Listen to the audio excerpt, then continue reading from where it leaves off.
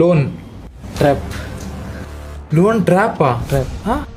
Home loan ಮಾಡಬೇಕಾ ಬೇಡ್ವಾ, ಅದರ ಕ್ರೈಟೀರಿಯಾ ಎಂತ? ಹೋಮ್ ಲೋನ್ ಮಾಡಲೇಬಾರ್ದು ಸರ್. 1,00,000 ಸ್ಯಾಲ್ರಿ ತೊಗೊಂಡವರು ನಾನು ರಿಚ್ ಆಗಿರ್ತೀನಿ, ನಾನು ಆಗಿರ್ತೀನಿ ಈಗಿರ್ತೀನಿ, ಅದು ಸುಳ್ಳು. ನೀವು 15,000 ಇಂದನೂ ಸ್ಟಾರ್ಟ್ ಮಾಡಿ ನೀವು ರಿಚ್ ಆಗೋ ಚಾನ್ಸಸ್ ಇರುತ್ತೆ. ನಾವು ಎಷ್ಟು ಸೇವ್ ಮಾಡಿದ್ರೆ ಇನ್ವೆಸ್ಟ್ಮೆಂಟ್ ಬಗ್ಗೆ ಯೋಚನೆ ಮಾಡಬೇಕು. ಫ್ರೆಶರ್ ಒಂದು 25,000 ಸ್ಯಾಲ್ರಿ ಬಂತು, ಅವ್ರೇನ್ ಮಾಡಬೇಕು? PM ಮೋದಿ, ನರೇಂದ್ರ ಮೋದಿ ಅವರು ಹೇಳಿದರೆ ಗೋಲ್ಡ್ ಅನ್ನೇ ತಗೊಳ್ಬೇಡಿ ಈಗದ ಸಿಚುವೇಶನ್. ನೀವೆಂತ ಹೇಳ್ತೀರಾ ಇದ್ರ ಬಗ್ಗೆ? PF ಅಂದ್ರೆ ಎಂತ, ಯಾರು ಪ್ರಾವಿಡೆಂಟ್ ಫಂಡ್ ನ ಮಾಡಬೇಕು, ಎಂತ ಯೂಸ್ ಬೆನಿಫಿಟ್ ಎಂತ, ಅದ್ರ ಸ್ವಲ್ಪ ಎಕ್ಸ್ಪ್ಲೇನ್ ಮಾಡ್ತೀರಾ? ಬಿಗಿನರ್ಸಿಗೆ ಯಾವಾಗ ಅವರೊಂದು ಲಕ್ಸುರಿಯಲ್ಲಿ ಇನ್ವೆಸ್ಟ್ ಮಾಡಬೇಕು ಅಂತ ಏನ್ ಹೇಳ್ತೀರಾ? What is the safe place? EMI ಕಟ್ತಾ ಕಟ್ತಾ ಟ್ರಾಪಿಗೆ ಬಿದ್ಬಿಟ್ರೆ ಮತ್ತೆ ಅದೇ EMI ಅಲ್ಲಿ ಅದೇ ಟ್ರ್ಯಾಪಲ್ಲಿ ಹೋಗ್ತಾ ಇರ್ತಾರೆ ಸರ್.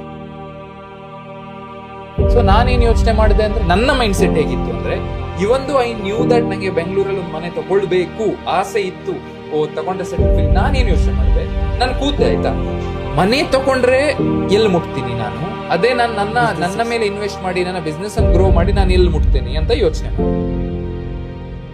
ನಾವೊಂದು ವಿಷಯದಲ್ಲಿ ಫೇಲ್ ಆದಾಗ ಆ ಕಡೆ ಈ ಕಡೆ ತಿರುಗಿ ಬ್ಲೇಮ್ ಮಾಡುವಕ್ಕಿಂತ ನಿಮ್ಮನ್ನೇ ನೀವು ಬ್ಲೇಮ್ ಮಾಡಿದ್ರೆ ನೀವು ಇಂಪ್ರೂವ್ ಆಗ್ತೀರಾ.